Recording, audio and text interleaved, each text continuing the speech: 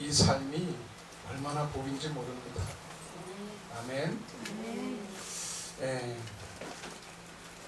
오늘 우리가 찬양을 하나님 말씀 듣기 전에 찬양을 올려드렸는데 이 하프 저도 배워봤습니다. 소리가 저는 어릴 때 배웠는데 소리 때문에 그런 게 아니라 폼 때문에 비록 남자지만 폼 때문에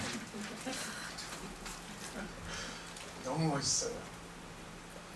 우리 여성분들이 그거 하니까 너무 감미롭고 한 시간이 되면 한 두세 곡 더 들었으면 좋겠는데 감사합니다. 이렇게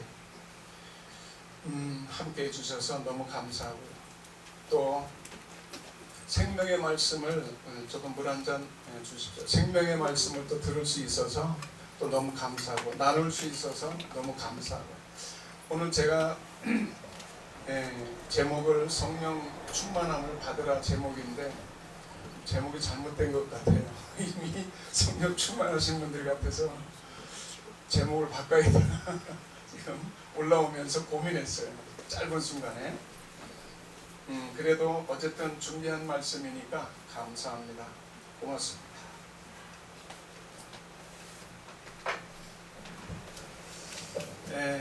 준비한 말씀이니까 우리 다 아는 말씀이지만은 그래도 혹시라도 놓친 것이 뭐가 있을까 우리 반복 생각을 가지고 말씀을 들어주셨으면 고맙겠습니다. 성령 충만함을 받으라. 우리가 수없이 신앙생활 어렸을 때부터 했으면 아마 엄청 들었던 말씀입니다. 에베소서는 귀한 말씀이죠. 귀한 말씀입니다. 1장에서 3장은 교리적이고 4장에서 6장은 실천면이잖아요. 아시죠? 네. 실제로 그렇습니다. 여기 말씀을 나눌 때 제가 이 말씀을 들어가기 전에 왜 성령의 충만을 받아야 하는가 쯤에서 우리가 한번 마태복음 13장 15절 혹시 누가 읽어주실래요? 마태복음 13장 15절 왜 우리가 성령 충만을 받아야 되는가? 아니면 왜 못 받는가? 아니면 내가 받았는데 모르고 있는 것인가? 모른다면 왜 모르고 있는 것인가? 그렇죠. 하나님의 말씀이 길이고 진리고 생명이잖아요. 우리 기독교는 말씀을 따라가는 종교잖아요. 말씀을 따라가야 돼요. 그런데 이 말씀을 놓치고 내 생각대로 가면은 성령 충만할 수가 없어요. 그래서 마태복음 13장 15절 뭐라고요? 이 백성들의 마음이 완악하여져서 그 귀는 듣기에 둔하고 눈은 감았으니 이는 눈으로 보고 귀로 듣고 마음으로 깨달아 돌이켜 내게 고침을 받을까 두려워함이라 하였느니라. 아멘. 어때요? 이 말씀을 우리가 대하면 이 말씀을 대하면 나는 완악한 사람인가 아닌가? 사실은 오늘 성령 충만함을 받으라 여기 에베소 5장 17절로 21절 교리편이 아니라 실천편인데 실천하고 우리가 사나요? 살면 성령 충만이에요. 아멘. 그 자체가 성령 충만이에요. 아멘.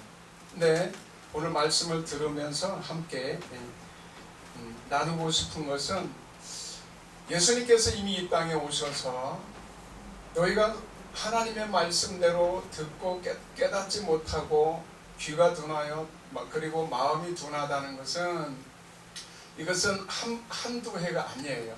이미 마음이 둔할 정도로 귀가 막힐 정도로 하나님의 말씀은 태초부터 있어 왔잖아요. 그렇죠?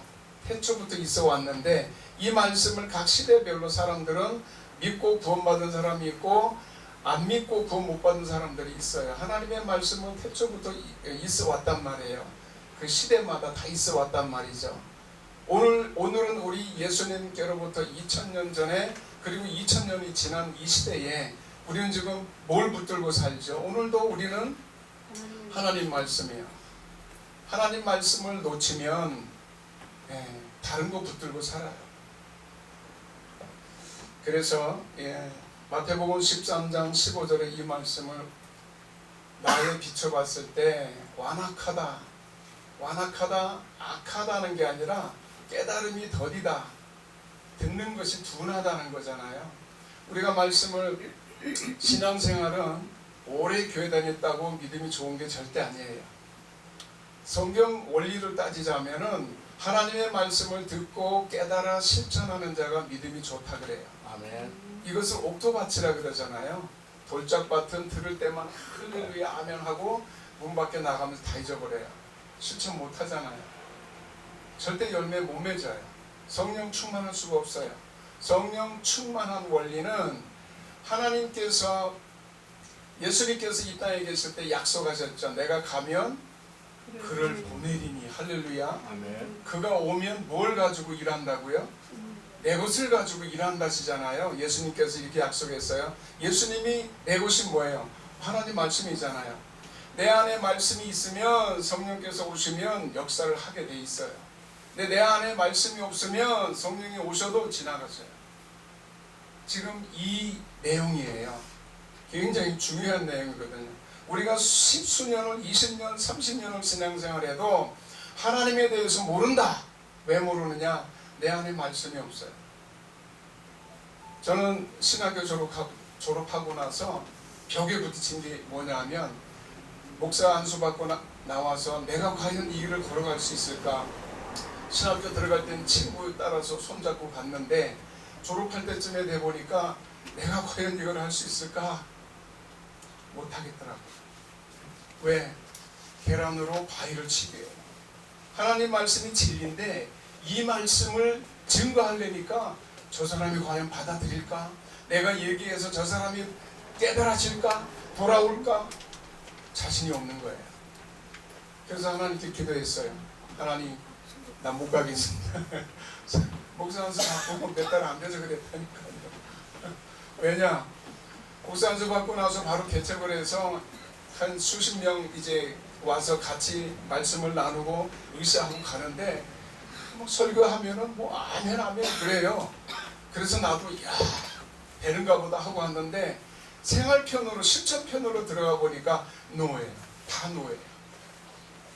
말씀은 아멘 하는데 삶에는 이게 없는 거예요. 아멘이 없어요. 그래서 내가 또 벽에 부딪힌 거예요. 나 정말 목사 길이 아닌가 보다. 내 스스로 딜레마에 빠지는 거예요. 누구를 뭐라 그러는 게 아니에요. 내 자신이 봤을 때, 내가 나를 봤을 때, 하나님, 내가 말씀을 선포할 때, 증거할 때, 찬양할 때 저들이 좋다고 아멘을 하는데 깨달음이 없는 것 같아요.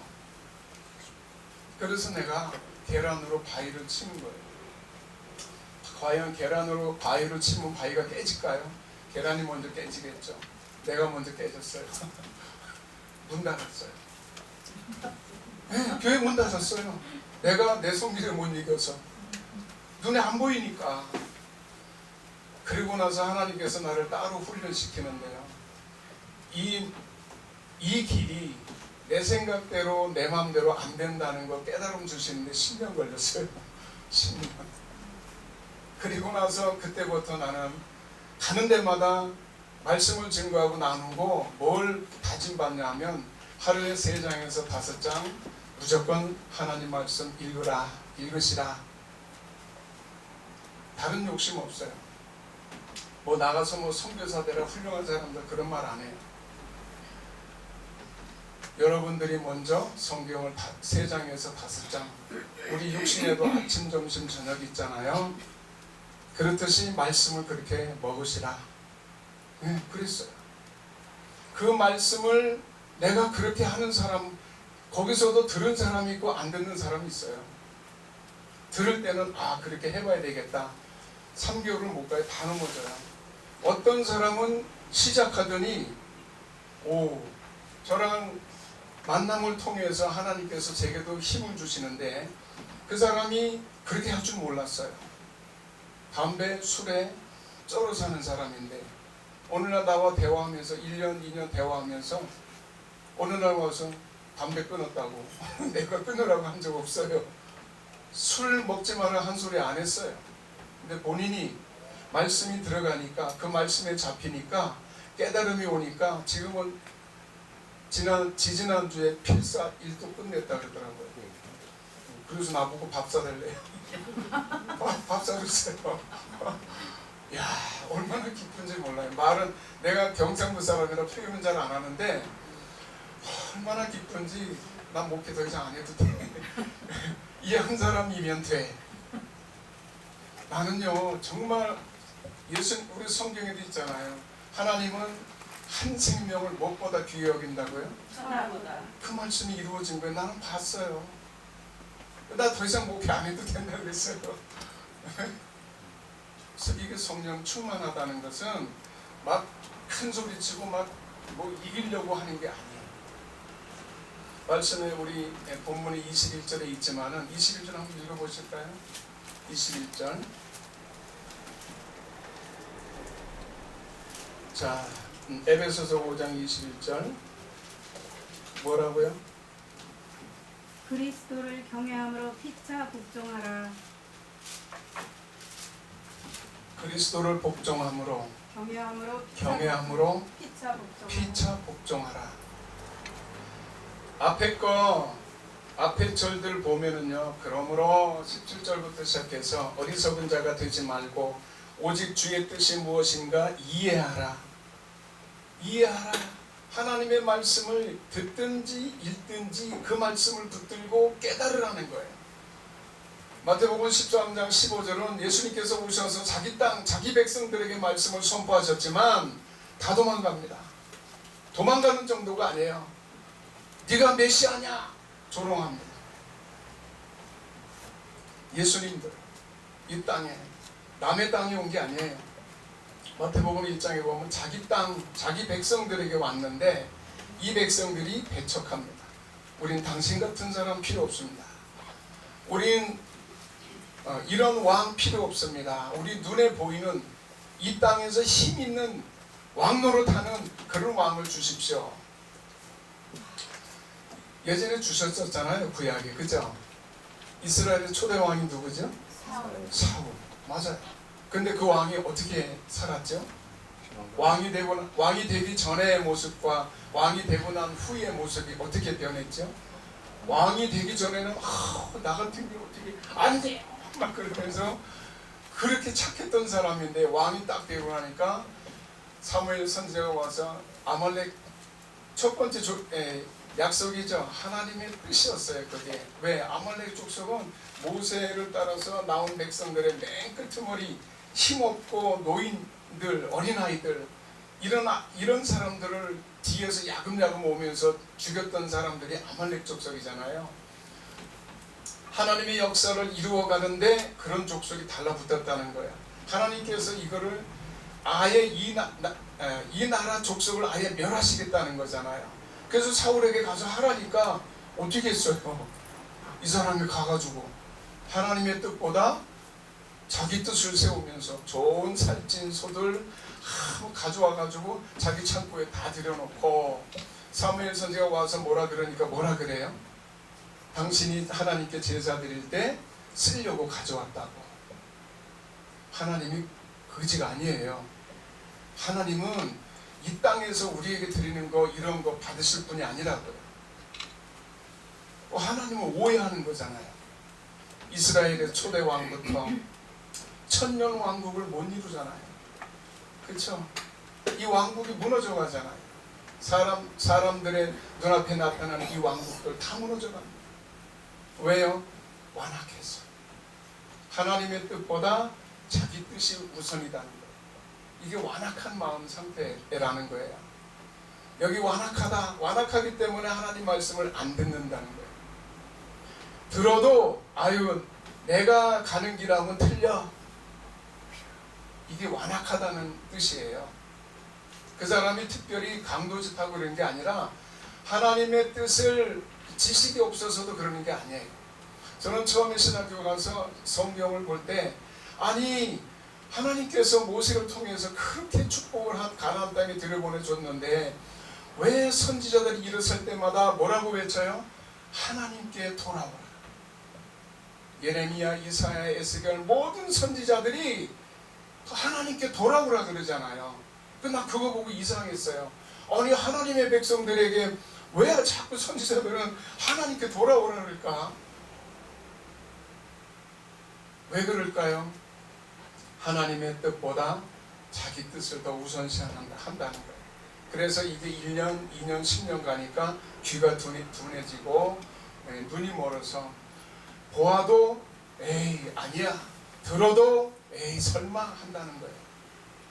이게 너희가 듣기는 들어도 깨닫지 못할 것이요 보기는 보아도 알지 못한다는 뜻이에요. 근데 안타깝게도 나는 이 시대를 살아가면서 하나님의 말씀을 따라 살아가는 사람들이 우리 눈에 보이지 않지만, 제가 한 30년 전에 정말 기뻤던 때가 있었어요.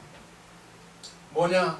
우리나라 대한민국의 성도 수가 얼마인지 아세요? 그때? 1200만. 네, 1200만이라는 소리가 들렸었어요. 그래서 내가 그때 아주 단순한 생각으로, 야, 한 사람만 전도하면 2400명, 아니 2400만. 그리고 그 사람들이 한 번만 더 전도하면 우리나라는 얼마나 좋아요. 그 생각하니까 내가 3일 잠을 못 잤다니까요. 근데 웬걸요? 그때부터 무너져가기 시작하는데 지금 600만도 안 된대요. 600만도 안 된대요. 그래서 내가 그거를 성경을 봤어요. 그리고 기도했어요. 하나님 왜 이렇게 됐을까요? 우리나라 80년대, 70년대부터 이제 6.25 전쟁 끝나고 70년대부터 붐이 일어나기 시작해요. 우리나라가. 근데 외치는 부흥 강사들마다 교회 가면 복 받는다 그러잖아요. 어떤 복인지는 잘 안 가르쳐 줬어요. 근데 그때 살기 어려웠었잖아요. 돈이 복인 줄 알고 교회만 가면 잘 된다는 거예요. 뭐든지. 정말 잘 됐잖아요. 우리나라 불과 이렇게 빌딩 여기저기 세운 지 얼마 안 됐잖아요. 30년 이상밖에 안 됐어요. 그런데 다 배부르고 나니까 교회를 떠나기 시작하는 거예요. 왜요? 다른 복음을 받아들인 것 같아, 나는 생각이. 다른 복음, 갈라디아서 말하는 다른 복음. 우리는 예수복음이잖아요. 예수복음, 우리 팔복에 대해서 다 아시죠? 마태복음 5장에 나오는 팔복. 심령이 가난한 자는부터 시작해서 무슨 복 다 있잖아요.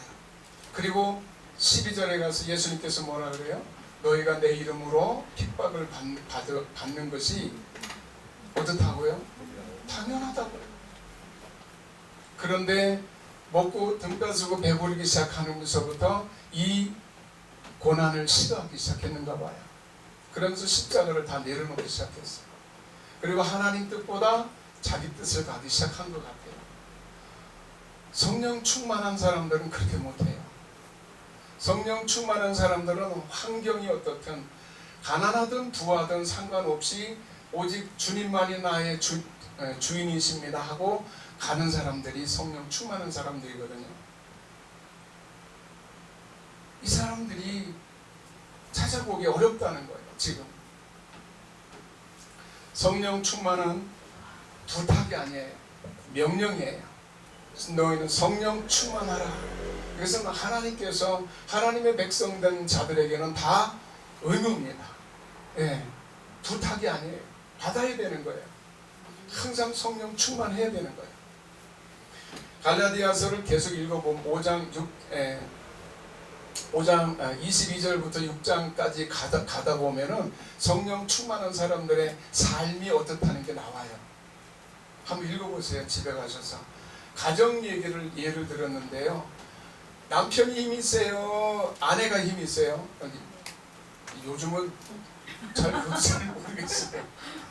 예전에는 남자가 힘이 세서 가장이라고 그랬는데 시대가 바뀐 데부터 여자가 남자를 때린다는 소문도 가끔 뉴스에 나오더라고요. 어쨌든 보편적으로 남자가 힘이 센 걸로 나와 있는데 이걸 주장하지 말라 그래요. 성령이 충만한 사람들은 아내를 보호하는 사람이에요. 어떤 마음으로요? 우리가 5장 자, 21절 다시 한번 보면 거기에 뭐라고요? 그리스도를 경외함으로 피차 복종하라. 그리스도를 경외함으로 내가 그 사람에게 복종하고 그 사람 말을 따르는 것은 그 사람이 나보다 힘이 세거나 돈이 많거나 권세가 많아서 그런다는 게 아니에요. 뭐 때문에 복종한다고요? 그리스도를 경외한다. 그리스도를 경외한다는 것은 굉장히 중요한 말이에요. 오늘날 예수 믿는 사람들도 자기 성격대로 막 하잖아요. 많이. 그리스도를 경외함이 없는 거예요. 그리스도를 경외하면 어떤 상태가 되냐면, 가정으로 예를 들었는데 아내가 남편이 자기 주장을 못한대요. 네, 그리스도를 생각하기 때문에. 요즘은 성격이 안 맞아서 이혼 많이 하잖아요. 그리스도를 경외하면 그렇게 못해요. 사실은 못하는 거예요. 그리스도를 경외하면 그렇게 못합니다. 안타깝지만은 그리스도에 대해서 우리가 예수님에 대해서 너무 모른다는 거예요. 교회 생활 오래 했는데 맨날 복 받아라 이 소리만 들었지, 실제 여러분 성경에서 말하는 복이 우리 마태복음 5장에도 있지만 구약 시편의 제1편의 복이 뭐죠? 복 있는 사람은 악인의 꾀를 따르지 아니하고 죄인의 자리에 앉지 아니하고 오만한 자리에 서지 않는다. 이게 복이라는 거예요. 요즘은 예수 믿는다고 하는 사람들도 뭐 갈 자리 안 갈 자리 다 가요. 다 가. 네, 다 간다니까. 그래서 망하는 거예요. 사람 보지 마세요. 제가 간절히 부탁하는 것은 사람 보지 마세요. 그리스도를 경외함으로. 그래야지만이 그런 자리에 안 가는 거예요. 네, 그게 복이라는 거예요. 그게 복이에요. 돈이 많아서 지금 망해가는 나라들 얼마나 많은 줄 아세요? 돈이 복이 아니라고요. 만족함, 행복감. 예전에 제가 아는 목사님께서 한번 우리 이 지구촌에서 어떤 나라가 어디가 과연 제일 행복한가, 그리스인가요? 거기를 했는데 정말 그 나라를 가봤대요. 막 길거리마다 꽃밭이고 서로 사람들마다 막 너무 막 행복해하는 것 같고, 그래서 야 정말 행복한가 보다 그랬더니 그 당시에 그 나라에서 자살률이 1위랍니다. 그 나라가. 근데 왜요? 너무 다 살아가기 편하게 됐는데 할 게 없대요. 심심해서 자살한대요. 너무 할 게 없어가지고. 우리 성경의 창세기에 보면 아담이 타락했을 때, 세상 밖으로 쫓겨날 때 하나님께서 뭐라고 하셨죠? 내 이마에 땀이 흘러야 된다.